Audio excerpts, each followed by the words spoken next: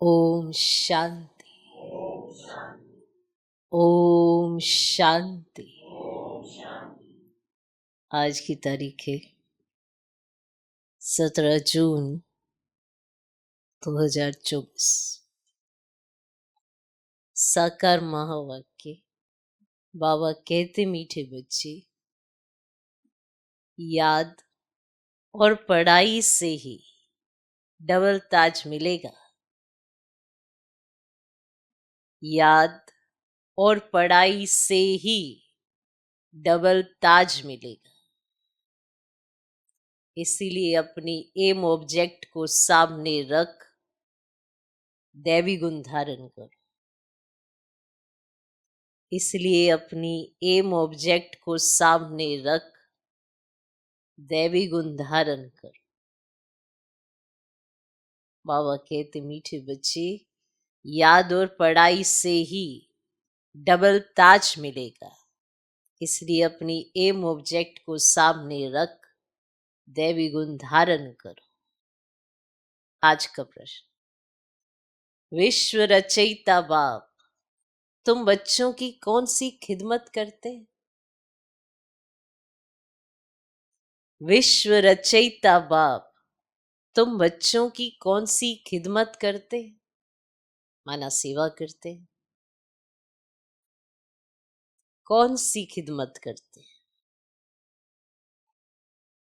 विश्व रचयिता बाप, तुम बच्चों की कौन सी खिदमत करते हैं? उत्तर, एक बच्चों को बेहद का वर्षा दे सुखी बनाना, ये खिदमत है। बच्चों को बेहद का वर्षा दे सुखी बनाना, ये खिदमत है। बाप जैसी निष्काम सेवा कोई कर नहीं सकता। बाप जैसी निष्काम सेवा कोई कर नहीं सकता। दूसरा, बेहद का बाप किराए पर तख्त लेकर तुम्हें विश्व का तख्त नशीन बना देते। बेहद का बाप किराए पर तख्त लेकर तुम्हें विश्व का तख्त नशीन बना देते। खुद ताउसी तख्त पर नहीं बैठते। खुद ताउसी तख्त पर नहीं बैठते, लेकिन बच्चों को ताउसी तख्त पर बिठाते हैं। खुद ताउसी तख्त पर नहीं बैठते, लेकिन बच्चों को ताउसी तख्त पर बिठाते हैं। बाप के तो जड़ मंदिर बनाते, उसमें उन्हें क्या टेस्ट आएगा? बाप के तो जड़ मंदिर बनाते, उसमें उन्हें क्या टेस्ट आएगा? मजा तो बच्चों को है।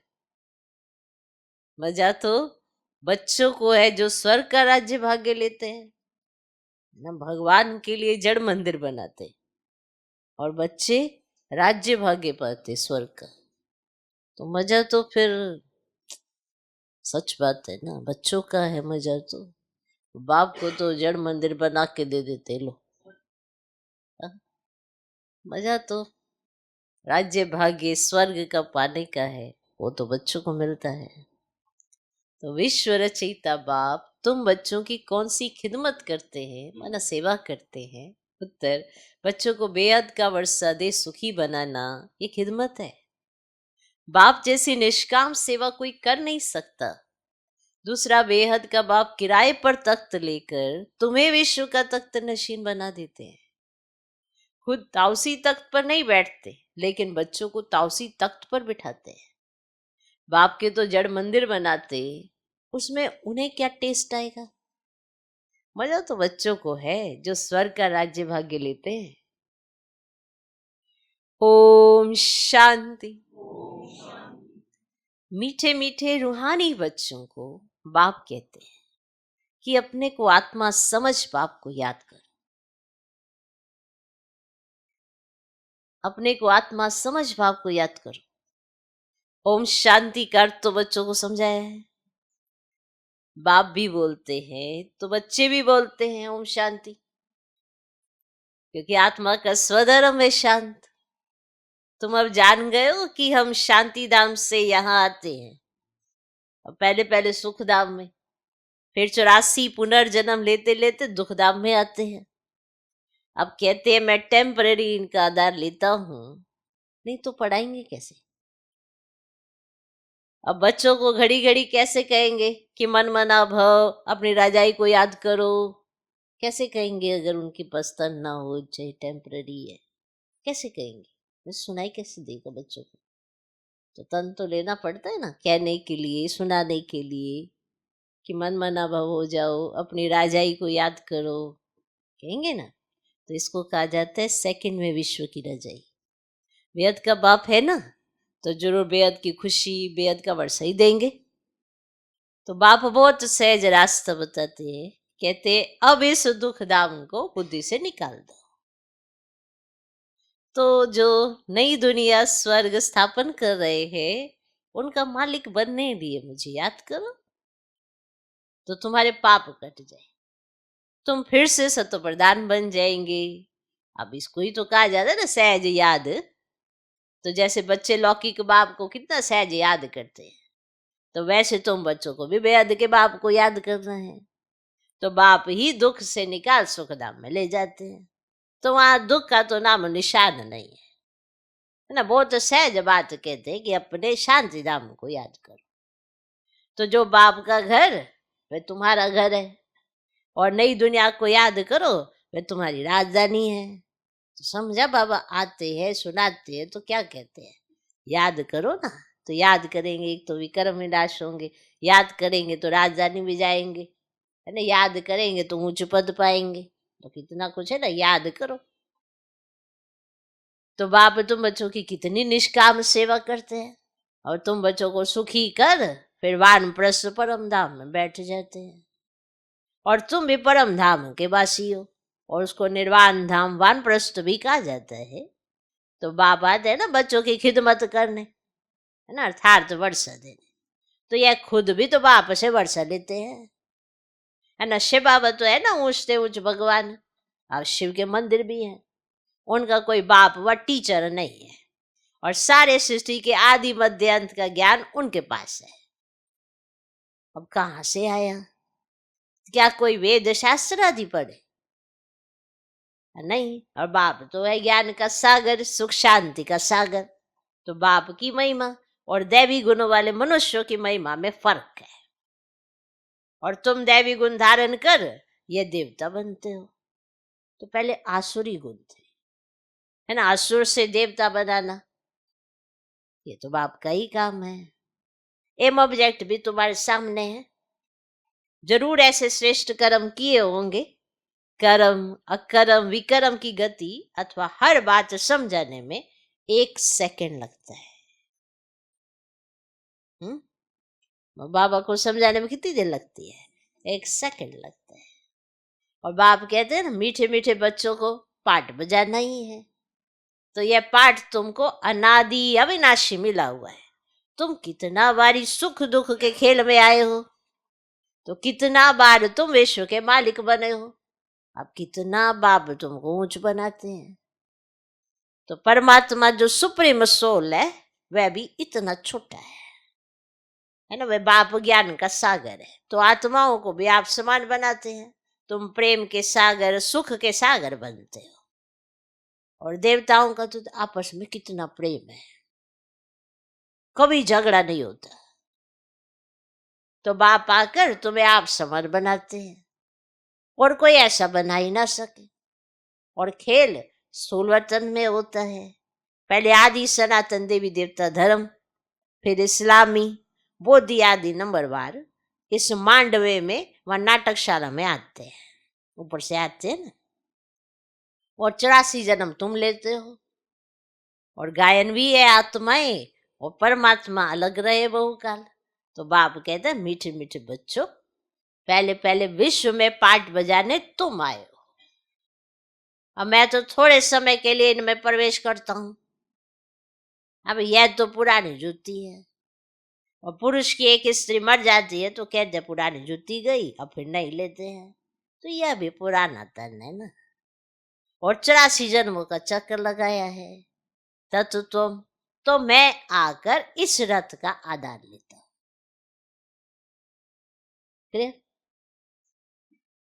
इस रथ का आधार लेता हूं। और पुरानी दुनिया तो देखो कैसी है ना, और पावन दुनिया में तो मैं कभी भी आता ही नहीं हूं। तुम पतित हो, मुझे बुलाते हो कि आकर पावन बनो, तो आखिरी तुम्हारी याद फलीभूत होगी ना। तो जब पुरानी दुनिया खत्म होने का समय होता है तब मैं आता हूं। और ब्रह्मा द्वारा स्थापना, और ब्रह्मा द्वारा अर्थात ब्राह्मणों द्वारा। तो पहले चोटी ब्राह्मण, फिर क्षत्रिय, वैश्य, शूद्र, और फिर ब्राह्मण। तो तुम बाजोली खेलते हो ना। तो ये अब दे अभिमान छोड़, दे ही अभिमानी बनना है। तुम 84 जन्म लेते हो, मैं तो एक ही बार सिर्फ इस तन का लोन लेता हूं, किराए पर लेता हूं। किस पर? किराए पर लेता हूं। हम इस मकान के मालिक नहीं है, इनको तो फिर भी हम छोड़ देंगे, अब किराया तो देना पड़ता है ना।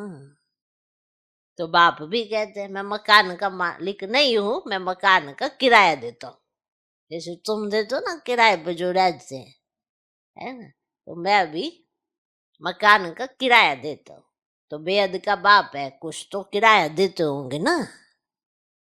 तो ये तख्त लेते हैं तुमको समझाने के लिए, तो ऐसा समझाते हैं जो तुम फिर भी देखो कैसे समझते समझते विश्व के तख्त नशीन बन जाते हो। तो खुद कहते हैं मैं नहीं बनता, और बाप कहते हैं अच्छा मैं नहीं बनता, तुमको बनाता हूं। देखो ये हिम्मत हुई ना, मैं तो नहीं बनता हूं, क्या करता हूं, तुमको बनाता हूं। तख्त नशीन अर्थात ताउसी तख्त पर बिठाते हैं, और शिव बाबा की याद में ही सोमनाथ का मंदिर बनाया है।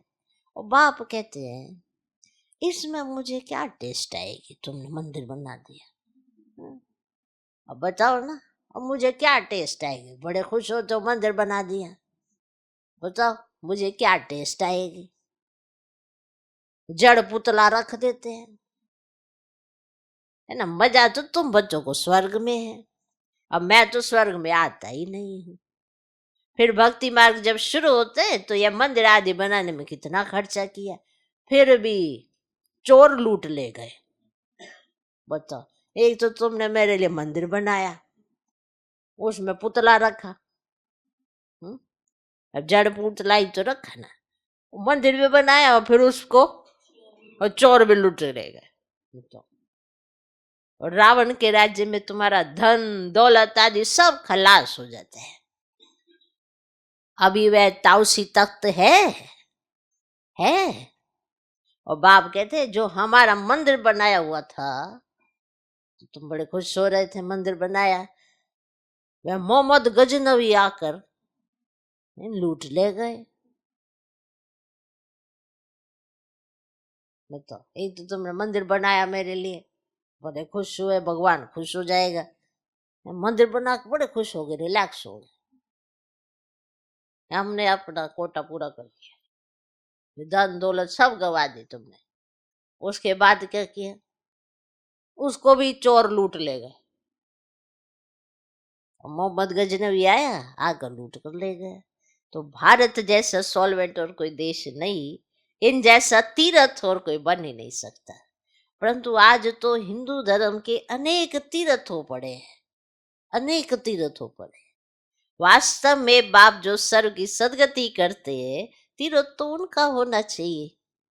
अब ये भी ड्रामा बना हुआ है, समझने में बहुत सहज है, परंतु नंबरवार ही समझते हैं, क्योंकि राजधानी स्थापन हो रही है और स्वर्ग के मालिक या लक्ष्मी नारायण है। तो यह है ना उत्तम से उत्तम पुरुष, जिनको फिर देवता कहा जाता है, और दैवी गुण वाले को देवता कहा जाता है। तो ये उच्च देवता धर्म वाले प्रवृत्ति मार्ग के थे। उस समय तुम्हारा ही प्रवृत्ति मार्ग रहता है, तो बाप ने तुमको डबल ताजधारी बनाया और रावण ने फिर दोनों ही ताज उतार दिए। ताज पहने हुए हो ऐसे सोचो, भगवान ने तुमको ताज दिए, घर से बाहर निकले और रावण खड़ा था, ये क्या पहना हो तुमने? ताज पहना हो, चल ताज उतर के फिर वापस आ गया, पहना ही नहीं है ताज। बाबा फिर तुम्हारे लिए ताज तैयार कर रहा है, फिर कहते अपना सिर ठीक रखो। यदि अभिमान में तुमने देखो कैसे सिर मुंडाई ली है, वैसे ताज है ही नहीं तुम्हारे सिर पे, है तुम्हारे सिर पे। रावण ने फिर दोनों ही ताज उतार दिए। अब नो ताज, अब तो कोई ताज नहीं है, ना पवित्रता का ताज है, ना धन का ताज है, दोनों रावण ने उतार दिए। बड़े खेलने निकले थे, चलो रावण के साथ खेलेंगे, दोनों ही तुम्हारे ताज उतार दिए उसने। फिर बाप आकर तुमको दोनों ताज देते हैं इस याद और पढ़ाई से। इसीलिए गाते हैं, ओ गॉड फादर हमारा गाइड बनो, लिबरेट भी करो। तब तुम्हारा नाम भी पंडा रखा हुआ है, पांडव कौरव यादव क्या करत भय।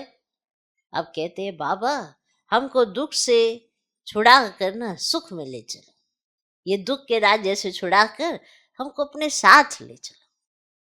और बाप ही तो सचखंड की स्थापना करते हैं ना, तो जिसको स्वर्ग कहा जाता है, फिर रावण झूठ खंड बनाते हैं और वह कहते हैं श्री कृष्ण भगवान उवाच, तो बाप कहते हैं शिव भगवान उवाच। और भारतवासियों ने नाम बदल लिया तो सारी दुनिया ने बदल लिया।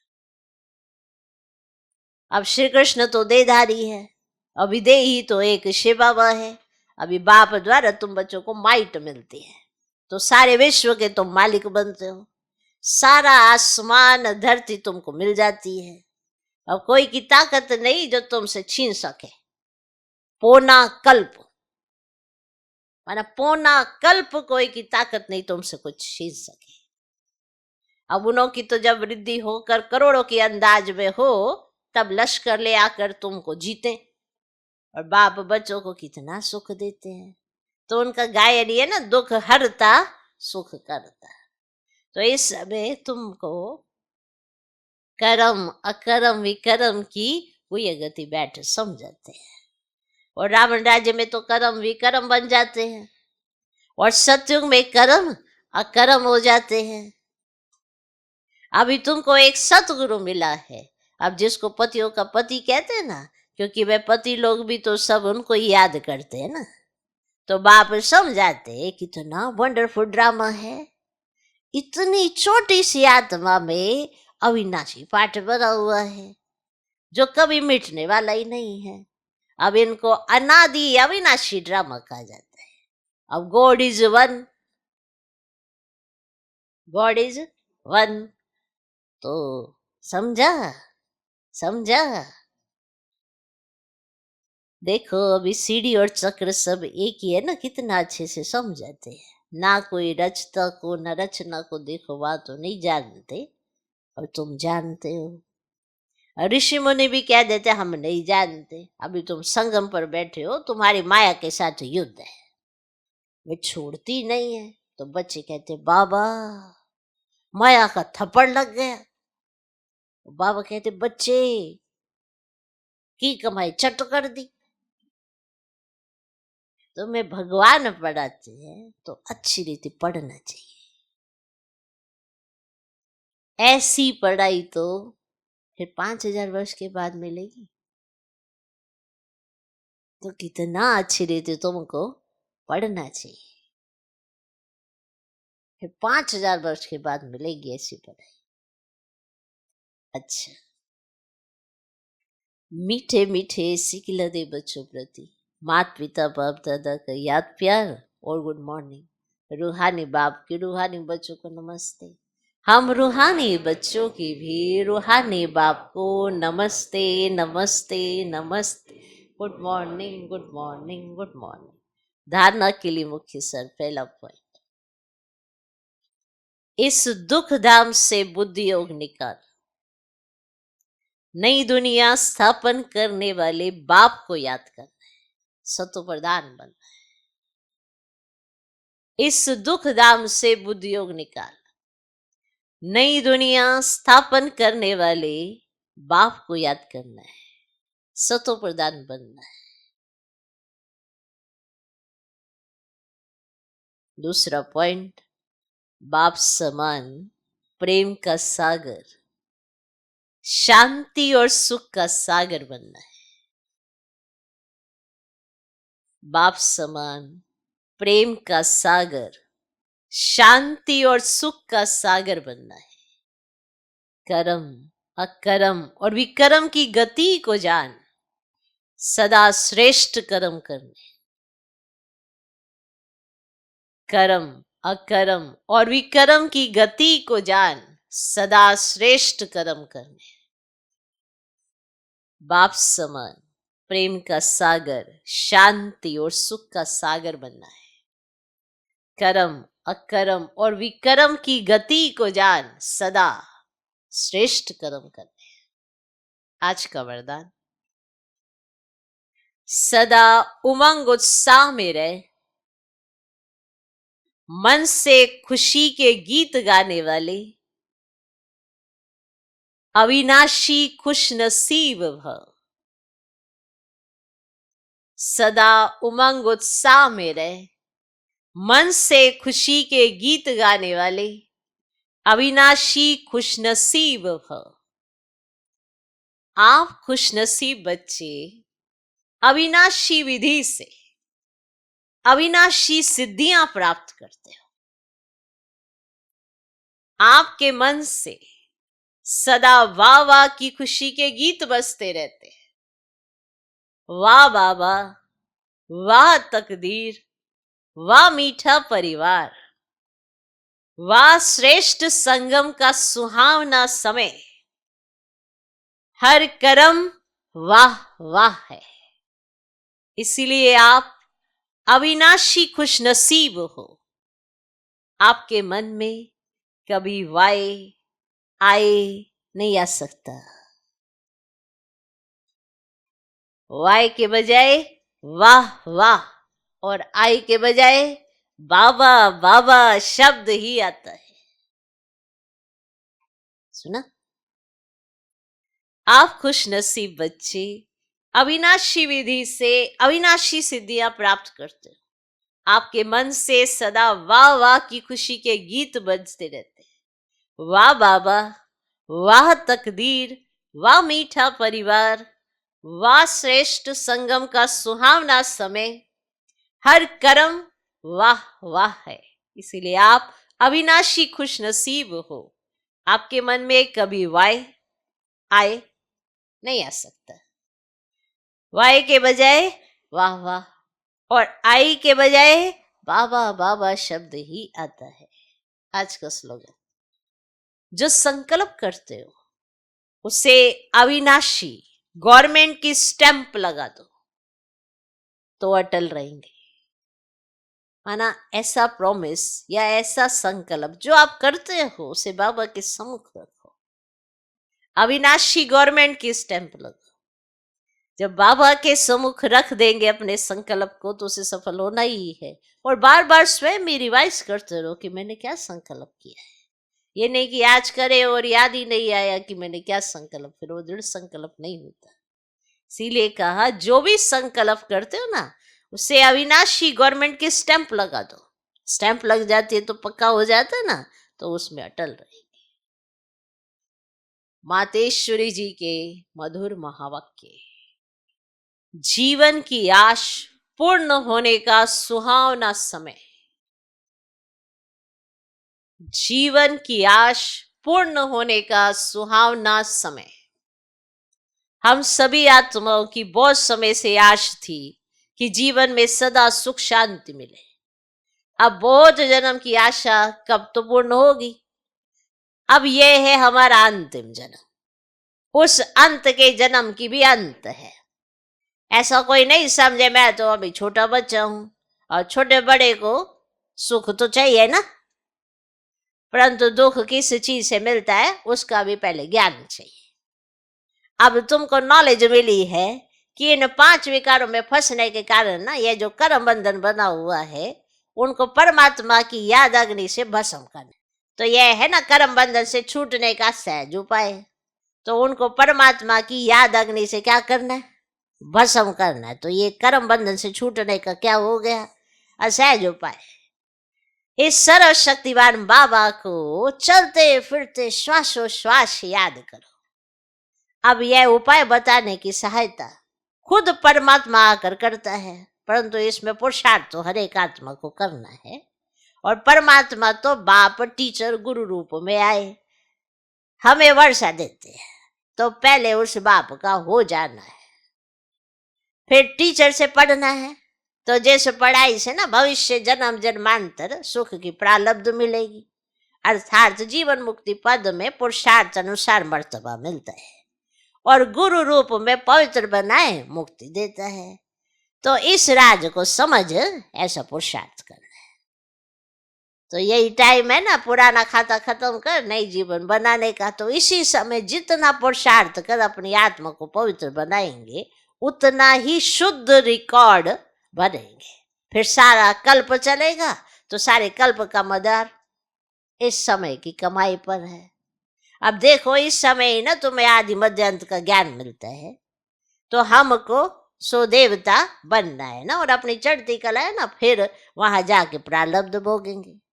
तो वहां देवताओं को बाद में पता नहीं पड़ता कि हम गिरेंगे। अगर यह पता होगा ना कि हम गिरने वाले हैं तो सुख भोगेगा, फिर गिरना है ना, तो गिरने की चिंता में सुख भी भोग ही नहीं सकेंगे।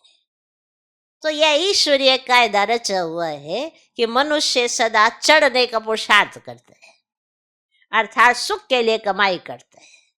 परंतु ड्रामा में आधा आधा पार्ट बना पड़ा है ना। तो जिस राज को हम जानते हैं, परंतु जिस समय सुख की बारी है ना तो पुरुषार्थ कर सुख लेना है।